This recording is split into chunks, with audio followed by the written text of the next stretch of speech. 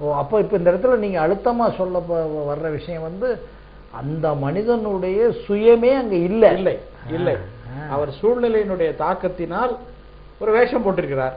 அப்ப ஆமா, அதே மாதிரி இன்னொரு சூழ்நிலையினுடைய தாக்கத்தினால் வேஷத்தை மாத்தி போடுகிறார்.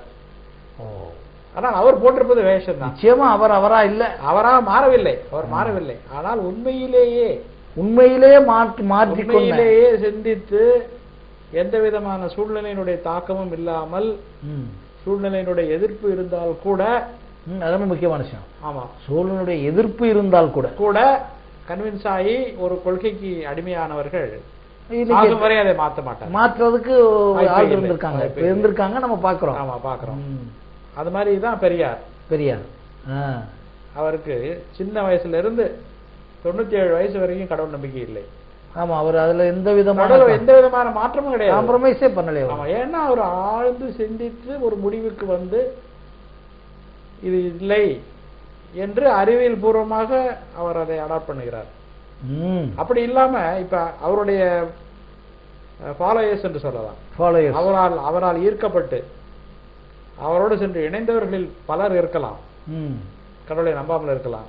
அதுல இவரை பார்த்தீங்கன்னா இவர் சிந்தித்து அவரோடு சேர்ந்தவராக இருப்பார், இவர் ஈர்க்கப்பட்டு அவரோடு சேர்ந்தவராக இருப்பார், இவர் சிந்தித்து சேர்ந்திருப்பார், இவர் ஈர்க்கப்பட்டு சேர்ந்திருப்பார். அப்படி ஈர்ப்பினால் சிந்தனை இல்லாமல் சேர்ந்தவர்கள் கூட்டம் சேர்க்க முடியும் ஒழிய என்னைக்கு அந்த கூட்டம் பறக்கும் தெரியாது. மறுபடியும் இன்னொருக்கு வந்தாலும் ஈர்க்கிறதா? ஆமா, அது மாதிரி ஏதோ பல காரணங்களால் ஈர்க்கப்பட்டிருக்கலாம். நான் சொன்னது ஒரு சின்ன எக்ஸாம்பிள். இப்போ வைத்தியம் பார்க்கறது அப்படிங்கிறது ஒரு சின்ன எக்ஸாம்பிள். அது மாதிரி எத்தனையோ விஷயங்கள் வந்திருக்கலாம். ஒரு தொழிலில் சிக்கலில் மாட்டியிருக்கலாம், அதை காப்பாற்றினவர் ஒரு முஸ்லீமா இருக்கலாம், உடனே அவர் அந்த இதுக்கு போகலாம். இல்லை ஒரு காதல் வயப்பட்டிருக்கலாம், அந்த காதலித்த பெண்மணி ஒரு கிறிஸ்டியனாக இருக்கலாம், உடனே இவர் அதை விட்டுட்டு கிறிஸ்டியனாக மாறலாம். இந்த மாதிரி தாக்கத்திற்கு சாதாரண காரணங்களுக்காக ஒரு நல்ல ஃபேக்ட் இது. அதாவது எப்படின்னா, ஒரு மனிதன் தன்னுடைய சுயத்தில் இல்லாமல் எப்போதெல்லாம் ஈர்க்கப்படுகிறானோ அவன் எப்போதும் மாற்றப்படுவான், மாறுவான் என்பது மட்டும்தான் வாய்ப்பு அதிகம். அப்ப சார் டாக்டர், இப்படி அவன் சுயத்திலே இருக்கிறதுக்கு வந்து அவனுக்கு என்ன நிறைய படிப்பறிவும் அல்லது அதை அப்ளிகேஷன் பண்றதும் பயன்படுமா? படிப்பறிவு விட அவனுக்கு எந்த அமெரிக்க பாஷையில சொல்ல வேண்டும் மைண்ட் செட். அவனுக்கு என்ன, அதாவது எதை அவன் தன்னுடைய பேட்டர்னாக வைத்துக் கொள்கிறான். ஏன்னா இப்போ வந்து பெரியார் என்பவரை நீங்க சொன்னதுனால சொல்றேன், பெரியாருடைய விஷயம் வந்து புரிந்தாங்களோ புரியலையோ அவர் கடைசி வரைக்கும் நிரந்தரமா அதிலிருந்து மாறாமல் இருந்தார் என்பது இந்த உலகத்துல யாரும் மறுக்க முடியாது. ஓகே, ஆனால் அவருடைய ஒரு படத்தை எடுத்து போட்டா இந்த செய்தி வந்து ஒரு 4 நாள் கூட 5 நாள் கூட ஓடாம அந்த படம் இன்னமும் சும்மா அப்படியே இருக்கே. இந்த மனிதர்கள் எல்லாம் அதை பார்க்க விரும்பலையா, இல்ல அவருடைய கொள்கையின் மீது வெறுப்பா, இல்ல அதுக்கு சம்பந்தமில்லாத ஆட்கள் இருக்காங்களா? இல்ல, அதை பற்றி தெரிந்து கொள்ளாமலேயே ஏற்படக்கூடிய ஒரு பயம். அவ்வளவுதான், அப்படி சொல்லிடலாமா? அதை பற்றி தெரிந்து கொள்ளாமலே ஏற்படக்கூடிய, அவர் என்ன சொல்ல வர்றாரு, எதற்காக சொல்ல வர்றாருன்னு எந்த கான்செப்டுக்குள்ளேயும் வராமலே. நான் பெரியாரை தூரத்திலும் பார்த்திருக்கிறேன், மருத்துவ பயிற்சியாளனாக பக்கத்திலும் பார்த்திருக்கிறேன். மேடையில் இருக்கக்கூடிய அவருடைய முழக்கங்களுக்கும் அவர் பக்கத்தில் இருக்கும்போது பேசக்கூடிய அந்த பாசத்துக்கும் சம்பந்தமே இருக்காது. அந்த வேறுபாடு எனக்கு தெரிந்ததால் நான் அவரை மதிக்கிறேன். அந்த மேடையில் இருக்கக்கூடிய அவருடைய முழக்கத்தை மட்டும் கேட்பவர்கள் பயந்து தூரத்தான் போவாங்க. அப்ப அந்த பெரியார் படத்தை பார்க்க வேண்டும் என்ற எண்ணம் அவர்களுக்கு தோன்றுவதில்லை. ஆனால் உங்களுக்கு தெரியுமா என்னமோ மிஸ் அண்டர்ஸ்டாண்ட் பண்ணிட்டாங்களா? அந்த படத்தை காட்டுவதற்காக நான் என்னுடைய சர்க்கரை நோய் சங்க உறுப்பினர்களை எல்லோரையும் அழைத்துக் கொண்டு போய் ஒரு நாள் அவ்வளவு பேருக்கு அந்த படத்தை போட்டு காட்டினேன். மிகவும் தீவிரமான ஆன்மீகவாதிகள், அதாவது நெற்றியிலே ஆன்மீக குறி இட்டுக் கொள்ளக்கூடிய, இன்றைக்கு நெற்றியிலே ஆன்மீக குறியை தெளிவாக இட்டுக் கொள்ளக்கூடிய 2 பேர் மேகம் வந்தார்கள். பெரியாருடைய இன்னொரு பக்கத்தை எனக்கு காட்டிவிட்டீர்கள் என்று சொல்லிவிட்டு போனார்கள். அப்படி என்றால் என்ன அர்த்தம்? இந்த செய்திகளையும் இவருடைய செய்திகளோ அல்லது அவருடைய கொள்கைகளோ யாருக்கும் எதுவுமே சேரவில்லை. அவருக்கு புரியவில்லை. முதல்ல இன்றைக்கு வரை அவர் புரிந்து கொள்ள முயற்சி செய்யவும் இல்லை. அதான் முக்கியம் இல்லை, முக்கியமான விஷயம்.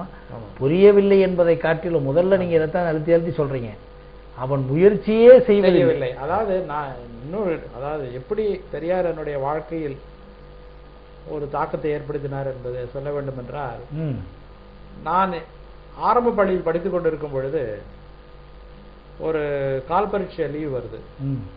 அப்போ வாத்தியார் ஹெட் மாஸ்டர் வந்து பசங்களை எல்லாம் கூப்பிட்டு நிறுத்தி வச்சு அன்னைக்கு ஸ்பெஷலாக ஏதோ சொல்றாரு. என்ன சொல்றாருன்னு கேட்டுக்கிட்டே இருந்தோம். என்ன சொன்னாருன்னா, நீங்கள் லீவு முடிஞ்சு வரும்போது உங்களுக்கு அரை நாள் தான் பள்ளிக்கூடம், அரை நாள் நீங்கள் வீட்டுக்கு போயிடலாம், வீட்டில் போய் உங்கள் அப்பாவுக்கு ஒத்தாசையா அவருடைய தொழிலை நீங்கள் கற்றுக்கொண்டு தேர்ச்சி பெற்று நன்றாக முன்னுக்கு வரலாம் என்று சொன்னார். ஒரு ஆரம்ப பள்ளியில் படிக்கக்கூடிய மாணவன் என்ற நிலையில் எனக்கெல்லாம் ரொம்ப மகிழ்ச்சி. 6 நாள் லீவ் கிடைக்குது, நல்லா விளையாடலாம், நல்லா வெரி குட், நம்ம மாட்டு ஃப்ரீயாக சுற்றிட்டு இருக்கலாம் அப்படின்னு நினச்சிட்டு நான் லீவில் வீட்டுக்கு போயிட்டேன். திரும்பி வந்த பொழுது ஹெட் மாஸ்டர் மறுபடியும் ஒரு மீட்டிங் போட்டு சொன்னார் எல்லா பசங்களையும் வச்சுக்கிட்டு, நான் உங்களுக்கு சொன்ன மாதிரி 6 நாள் பள்ளிக்கூடம்லாம் கிடையாது,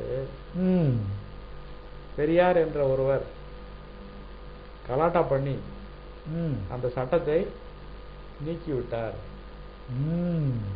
என்று சொன்னார். இது வந்து நீங்க பாப்புலரா கேட்டீங்கன்னா எல்லாரும் சொல்லுவாங்க குலக்கல்வி திட்டம், அதை கொண்டு வந்தவர் யாருன்னு நான் சொல்ல விருப்பப்படவில்லை. அது எப்படி வெளியே போயிட்டு என்றால், இந்த மாதிரி ஒரு பயங்கரமான நடவடிக்கை எடுக்கப்பட்டதுனால வெளியே போயிட்டு அந்த உருவத்திலேயே அவரை பார்க்கிறார்கள் எல்லோரும். ஆனால் அதை சரி செய்ய வேண்டும் என்றால் அந்த மாதிரி ஒரு நடவடிக்கை அவருக்கு அந்த ஸ்பீடான தான் சரி செய்திருக்க முடியும். இல்லாவிட்டால் இந்த ஹெட்மாஸ்டர் காட்டிய ஆசை வார்த்தைகளை நம்பி நாங்கள் நாசமாக போயிருப்போம். அதுக்கு அந்த மாதிரி ஒரு சில வேகமான அப்ரோச் தேவை இருந்தது, அவர் செஞ்சு காட்டினார். அதுவும் எனக்கு தெரியும். அவர் ஒரு நோயாளியாக இருந்தபோது பக்கத்தில் இருந்து நான் பார்த்த பொழுது அவர் எப்படி பேசுவார் என்று எனக்கு தெரியும்.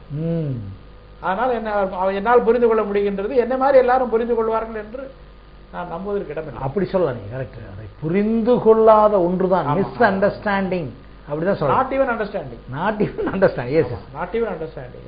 இல்லாட்டி அவருடைய படம் இன்றைக்கு 1 வருடம் ஓடி இருக்க வேண்டும். ஆமா.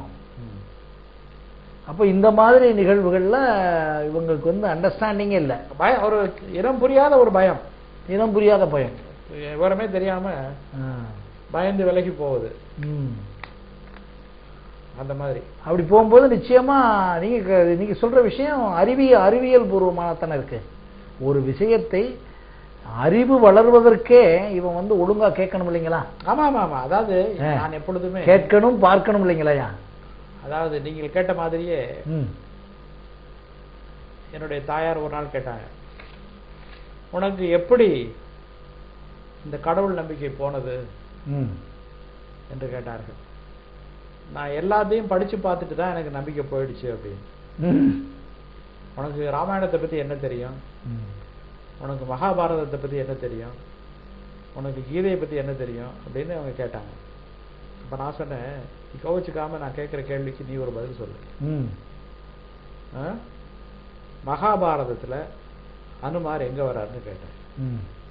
உடனே அவர்கள் சொன்னார்கள், ராமாயணத்துல இருந்து அனுமார் வருவாரு, நீ மகாபாரதத்துல அனுமார் வருவார்னு படிச்சிருக்கியே, அதனாலதான் உனக்கு மூளை கலங்கி போச்சு அப்படின்னு சொன்னாங்க. நான் சொன்னேன், மூளை கலங்கி போனது எனக்கு இல்லை, எங்கு வருவார் என்று நான் சொல்லுகிறேன், அப்போ நீ ஒத்துக்க கேட்டாங்க. நான் சொன்னேன், மகாபாரதத்துல கடைசியில பஞ்ச பாண்டவர்கள் காட்டு வழியா நடந்து போகையில ஒரு குரங்கு பாதியில் படுத்திருக்கோம், குரங்கை நாங்கள் தாண்டி போகக்கூடாது, உன் வாழை கொஞ்சம் சுருட்டிக்க நாங்கள் நடந்து போயிடுறோம்னு சொல்லி கேட்பாங்க.